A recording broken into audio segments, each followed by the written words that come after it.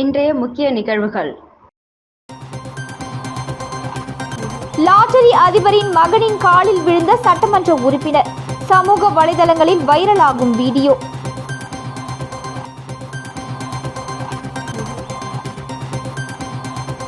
குடிநீர் திட்டங்களுக்கு 500 கோடி ரூபாய் செலவிடப்படுகிறது. குடிநீர் தொட்டி திறப்பு விழாவில் முதல்வர் ரங்கசாமி பேச்சு.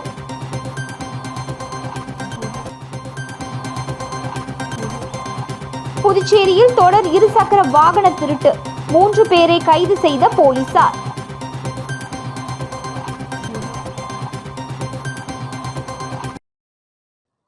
வரும் 2026ஆம் ஆண்டு தேர்தலில் திமுக, அதிமுக ஆகிய கட்சிகள் கூட்டணி ஆட்சி என முடிவெடுத்து அறிவித்தால் மட்டுமே கூட்டணி ஆட்சி சாத்தியமாகும் என விடுதலை சிறுத்தைகள் கட்சியின் தலைவர் திருமாவளவன் தெரிவித்துள்ளார்.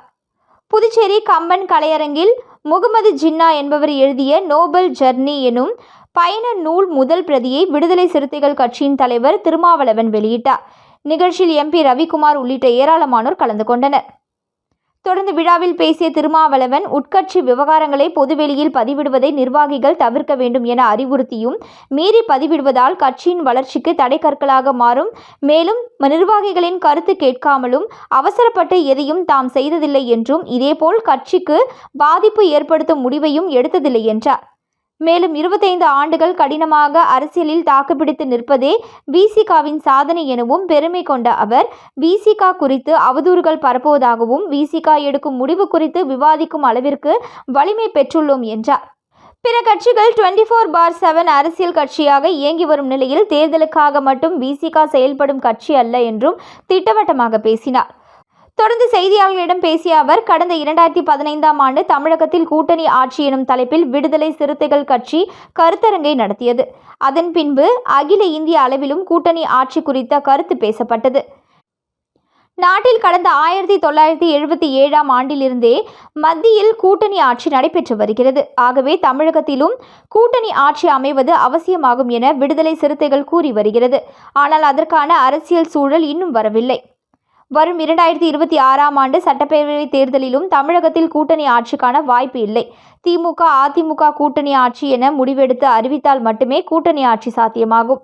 தற்போது திமுக, அதிமுக என இரு கட்சிகளின் கூட்டணியில் உள்ள கட்சிகளே கூட்டணி ஆட்சி குறித்த கருத்தை வெளிப்படுத்துகின்றன. அவை கூறுவதால் கூட்டணி ஆட்சி என்பது சாத்தியமற்றது என்பதே உண்மை. கூட்டணி ஆட்சியை அதிமுக முடிவெடுத்து வெளிப்படையாக அறிவித்த பிறகே அது குறித்து பேச முடியும். விடுதலை சிறுத்தைகள் கட்சி கடந்த 2016ஆம் ஆண்டிலிருந்தே திமுக கூட்டணியில் உள்ளது. இந்தியா கூட்டணியை உருவாக்கியதிலும் விடுதலை சிறுத்தைகள் கட்சிக்கு பெரும் பங்கு உண்டு. ஆகவே அக்கூட்டணியை பாதுகாப்பதிலும் வலுப்படுத்துவதிலும் விடுதலை சிறுத்தைகள் கட்சிக்கு பெரும் கடமை, நோக்கம் உள்ளது என்றார். புதுச்சேரியில் 35 கோடி ரூபாயில் கட்டப்பட்ட மேல்நிலை நீர்த்தேக்க தொட்டியினை மக்கள் பயன்பாட்டிற்கு திறந்து வைத்த முதலமைச்சர் ரங்கசாமி, புதுச்சேரியில் குடிநீர் திட்டங்களுக்காக 500 கோடி ரூபாய் செலவிடப்பட்டு வருவதாக தெரிவித்தார்.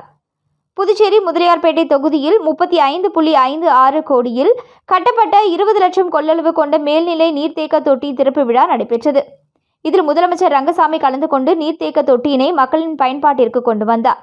இதில் பொதுப்பணித்துறை அமைச்சர் லட்சுமி நாராயணன், சபாநாயகர் செல்வம், சட்டமன்ற உறுப்பினர் சம்பத், தட்சிணாமூர்த்தி உட்பட அரசு அதிகாரிகள் பலர் கலந்து கொண்டனர். தொடர்ந்து நிகழ்ச்சியில் பேசிய முதலமைச்சர் ரங்கசாமி, மக்களுக்கு நல்ல குடிநீர் கொடுக்க வேண்டும் என்பதில் அரசு உறுதியாக உள்ளது.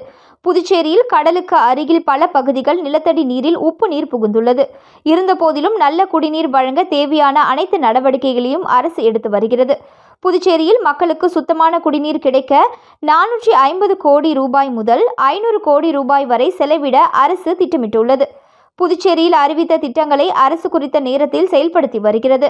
அடுத்த மாதம் முதல் ரேஷன் அட்டைகளுக்கான இலவச அரிசி தொடர்ந்து வழங்கப்பட டெண்டர் விடப்பட்டுள்ளது. மேலும் நியாயமான முறையில் தேர்வு நடத்தி தகுதி உள்ளவர்கள் மூலம் அரசு பணியிடங்கள் நிரப்பப்பட்டு வருகிறது என்றார். நல்ல குடிநீர் புதுச்சேரி மக்களுக்கு கொடுக்க வேண்டும் என்பதிலே அரசு மிக அக்கறையாக இருந்து கொண்டிருக்கிறது. இதற்காக சுமார் 450 கோடி இருந்து ஒரு 500 கோடி அளவிற்கு செலவிட திட்டமிடப்பட்டுள்ளது. பரிச்சார்த்த முறையில ஒரு இடத்துல 7 கோடி ரூபாயில அங்கேயே உள்ள ஆழ்குழாய் கிணறுகள் மூலமாக இருக்கின்ற தண்ணீரை சுத்தப்படுத்தி கொடுப்பதற்கு இப்போது நடவடிக்கை பரிச்சார்த்த முறையில் எடுக்கப்பட்டு வருகிறது. புதுச்சேரி லாஸ்பேட்டை ரெட்டியார்பாளையம் பகுதியில் இருசக்கர வாகனங்களை திருடிய 3 பேரை போலீசார் கைது செய்து சிறையில் அடைத்தனர். புதுச்சேரி லாஸ்பேட்டை காவல் நிலைய எல்லைக்குட்பட்ட நெசவாளர் வீதி பகுதியைச் சேர்ந்த தினேஷ் என்பவரின் இருசக்கர வாகனம் கடந்த 14ஆம் தேதி திருடு போனதை அடுத்து லாஸ்பேட்டை காவல் நிலையத்தில் புகார் அளித்தார். அதன் பேரில் போலீசார் வழக்கு பதிவு செய்து விசாரணை மேற்கொண்டு வந்தனர்.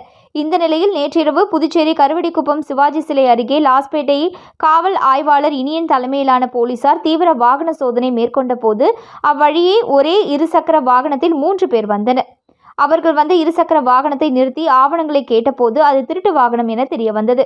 இதையடுத்து 3 பேரையும் காவல் நிலையம் அழைத்து வந்த போலீசார் விசாரணை மேற்கொண்டதில் அவர்கள் திருபுவனைப்பாளையம் பாரதிதாசன் நகரை சேர்ந்த ரியாஸ் அகமது, வானரப்பேட்டை அலைன் வீதியை சேர்ந்த சொம்பு என்கிற சஞ்சய், முதலியார்பேட்டை அனிதா நகரை சேர்ந்த சிவகுமார் என்பதும், லாஸ்பேட்டையில் 2 இடங்களிலும் ரெட்டியார்பாளையம் காவல் சரகத்தில் 1 இடத்திலும் என மொத்தம் 3 இருசக்கர வாகனங்களை திருடியது கண்டறியப்பட்டது. இதையடுத்து 3 பேரையும் கைது செய்த போலீசார் அவர்களிடமிருந்து 3 இருசக்கர வாகனங்களை பறிமுதல் செய்தனர். பின்னர் அவர்களை புதுச்சேரி நீதிமன்றத்தில் ஆஜர்படுத்தி காலாப்பட்டு மத்திய சிறையில் அடைத்தனர். புதுச்சேரி திருபுவனை தொகுதி பாஜக ஆதரவு சுயேட்சை எம்எல்ஏ அங்காளன் பொது நிகழ்ச்சி ஒன்றில் லாட்டரி அதிபர் மார்ட்டின் மகன் ஜோஸ் சார்லஸ் காலில் விழும் ஆசி பெற்ற வீடியோ சமூக வலைதளங்களில் வைரலாக பரவி வருகிறது.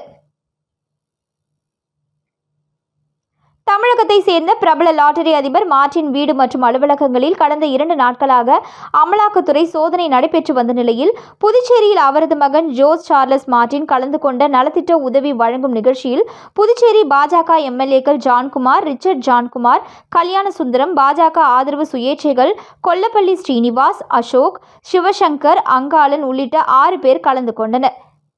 இந்நிகழ்ச்சியில் முன்னாள் அமைச்சரும் 3 முறை எம்எல்ஏவாகவும் இருந்த பாஜக ஆதரவு சுயேட்சை எம்எல்ஏ அங்காளன் எல்லோர் முன்னிலையிலும் வயதில் சிறியவரான ஜோஸ் சார்லஸ் மார்ட்டின் காலில் விழுந்து ஆசி பெற்றது பெரும் சர்ச்சையை ஏற்படுத்தியுள்ளது.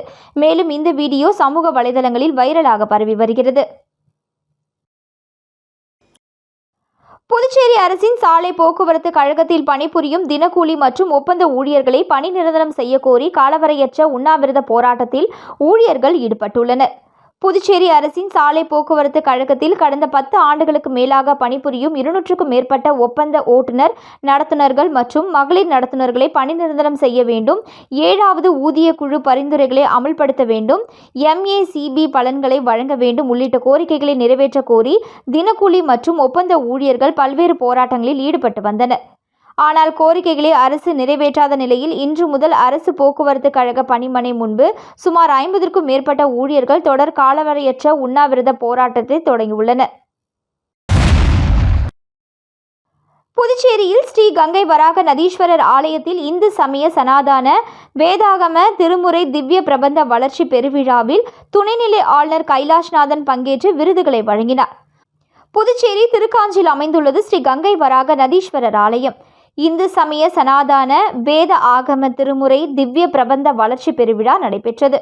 இதில் சிறப்பு விருந்தினராக புதுச்சேரி துணைநிலை ஆளுநர் கைலாஷ்நாதன் பங்கேற்று சிறந்த சைவாகம தொண்டிற்கான விருதினை திருக்கண்ணங்குடி பகுதியைச் சேர்ந்த பாலாமணி சிவாச்சாரியார், காரைக்கால் பகுதியைச் சேர்ந்த சேர்வேஸ்வர சிவாச்சாரியார் மற்றும் பல்வேறு சிவாச்சாரியர்களுக்கு சிறந்த ஆலய கைங்கரியம், சிறந்த ஆன்மீக பணி, ஆலய நித்திய பூஜையில் இசை அர்ப்பணிப்பு உள்ளிட்ட விருதுகளை வழங்கினார். இந்த விழாவில் சட்டப்பேரவைத் தலைவர் செல்வம், வேளாண் துறை அமைச்சர் தேனி ஜெயக்குமார் மற்றும் கோவில் நிர்வாகிகள் சிறப்பாக செய்திருந்தனர். ஒகேனோவா கராத்தே ஷேரின் ரியூ கிஷாபுக்கு அசோசியேஷன் ஆஃப் புதுச்சேரி கராத்தேயில் பயிலும் Puduvai warriors martial arts academy மாணவ மாணவிகளுக்கு கலர் பெல்ட் கிரேடிங் தேர்வு நடத்தப்பட்டது. புதுச்சேரி ஒகேனோவா கராத்தே சங்கத்தில் கராத்தே பயிலும் Puduvai warriors martial arts academy மாணவ மாணவிகளுக்கு அவர்களது திறமை வளர்வதற்கேற்ப கலர் பெல்ட் கிரேடிங் தேர்வு முருங்கப்பாக்கம் மதர் தெரேசா மேல்நிலைப் பள்ளியில் நடைபெற்றது. இத்தேர்வில் 45 மாணவ மாணவிகள் கலந்து கொண்டு திறமைகளை வெளிப்படுத்தினர். புதுச்சேரி ஒகேனோவா கராத்தே சங்கத்தின் மாநில பிரதிநிதியும் Puducherry warriors martial arts அகாடமியின் நிறுவனருமான சென்சை Rajasekar மதிப்பெண் அடிப்படையில் தேர்வு நடத்தி குழந்தைகளுக்கு சான்றிதழ்கள் மற்றும் கலர் பெல்ட்டை வழங்கினார். நிகழ்ச்சிக்கான ஏற்பாடுகளை பயிற்சியாளர் சென்சை ஜானகிராமன் செய்திருந்தார். மூத்த கருப்பு பட்டை மாணவ மாணவிகள் எஸ்தர், கீர்த்தனா, ஜெயப்பிரியன், விஜய் வர்மா ஆகியோர் உடனிருந்தனர்.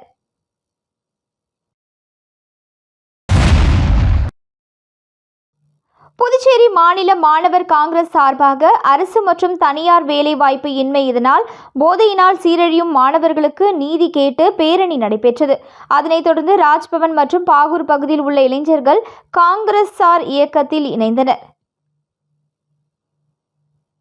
மேலும் மாணவர் காங்கிரஸ் ஆலோசனை கூட்டம் நடைபெற்றது. மாணவர் காங்கிரஸ் தேசிய செயலாளரும் புதுச்சேரி மாநில மாணவர் காங்கிரஸ் பொறுப்பாளருமான திரு ஸ்ரீமன் ராமச்சந்திர ராஜா அவர்கள் ஆலோசனையின் பேரில் புதுச்சேரி மாநில மாணவர் காங்கிரஸ் மாநில தலைவர் திரு டாக்டர் KSK ஹர்ஷவர்தன் தலைமையில் போதை ஒழிப்பு விழிப்புணர்வு பேரணி நடைபெற்றது. காமராஜர் சாலையில் தொடங்கிய பேரணி நேரு வீதியில் இறுதியில் முடிவடைந்தது. பேரணியை காங்கிரஸ் சட்டப்பேரவைத் தலைவரும் சட்டமன்ற உறுப்பினருமான வைத்தியநாதன், முன்னாள் அரசு கொறடா அனந்தராமன் ஆகியோர் துவக்கி வைத்தனர். இதனைத் தொடர்ந்து காங்கிரஸ் கட்சி தலைமை அலுவலகத்தில் நடைபெற்ற நிகழ்ச்சியில் மாணவர் காங்கிரஸ் மாநில செயலாளர் சூரியமூர்த்தி மற்றும் மத்திய மாவட்ட துணைத் தலைவர் சிவபிரகாஷ் ஆகியோரின் ஏற்பாட்டில் நெல்லித்தோப்பு தொகுதி அஜய், பாகூர் தொகுதி மனோஜ், ராஜ்பவன் தொகுதி கார்த்திக் ஆகியோரின் தலைமையில் 300க்கும் மேற்பட்ட மாணவர் தங்களை மாணவர் காங்கிரஸில் இணைத்துக் கொண்டனர். நிகழ்ச்சியின் சிறப்பு அழைப்பாளர்களாக மாநில காங்கிரஸ் தலைவர் MP வைத்தியலிங்கம், புதுச்சேரி முன்னாள் முதலமைச்சர் நாராயணசாமி, முன்னாள் துணை சபாநாயகர் MNR பாலன், புதுச்சேரி காங்கிரஸ் கட்சியின் மாநில செயலாளர் ராஜாராம் ஆகியோர் கலந்து கொண்டனர். மேலும் மாணவர் காங்கிரஸ் செயல் தலைவர் நிதிஷ், பொருளாளர் கீர்த்திவாஸ், மத்திய மாவட்ட துணைத் தலைவர் ராமநாதன், மாநில பொதுச் செயலாளர் அமிர்த ஜோதி, மேலும் ஏராளமான காங்கிரஸ் தொண்டர்கள் இதில் கலந்து கொண்டனர். வில்லியனூரில் திருக்காமேஸ்வரர் ஆலயம் அருகே புதியதாக அமைந்துள்ள அனிதா கோல்ட் கவரிங் கடை திறப்பு விழா முதல்வர் ரங்கசாமி கலந்து கொண்டு திறந்து வைத்தார். புதுச்சேரி மாநிலம் வில்லியனூர் திருக்காமேஸ்வரர் ஆலயம் அருகே புதியதாக அமைந்துள்ள அனிதா கோல்ட் கவரிங் கடை திறப்பு விழா நடைபெற்றது. இதில் புதுச்சேரி முதல்வர் ரங்கசாமி கலந்து கொண்டு விழாவிற்கு தலைமை தாங்கி கடையினை திறந்து வைத்தார். இந்நிகழ்ச்சியில் அமைச்சர்கள் தேனி ஜெயக்குமார், சாய்ஜே சரவணகுமார் ஆகியோர் சிறப்பு விருந்தினர்களாக கலந்து கொண்டு விழாவினை சிறப்பித்தனர். மேலும் முக்கிய பிரமுகர்கள் ADS தாமோதரன், செந்தில், PRT பிரபு, SS அழகு, சூரியகுமார், ஸ்ரீராம், சதீஷ் உள்ளிட்ட ஏராளமானோர் கலந்து கொண்டனர்.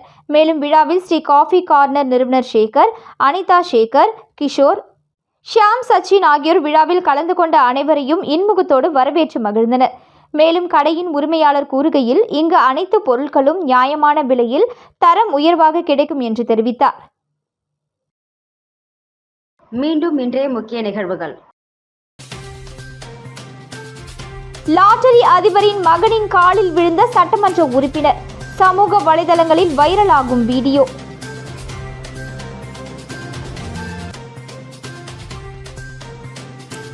குடிநீர் திட்டங்களுக்கு 500 கோடி ரூபாய் செலவிடப்படுகிறது. குடிநீர் தொட்டி திறப்பு விழாவில் முதல்வர் ரங்கசாமி பேச்சு.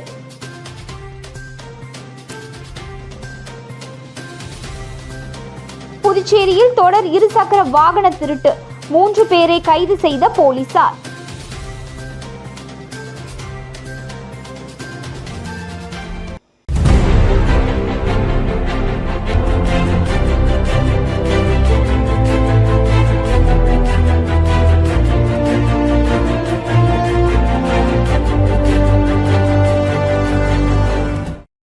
செய்திகளை உடனுக்குடன் தெரிந்து கொள்ள ஆஸ்கார் யூடியூப் சேனலை சப்ஸ்கிரைப் செய்யவும்.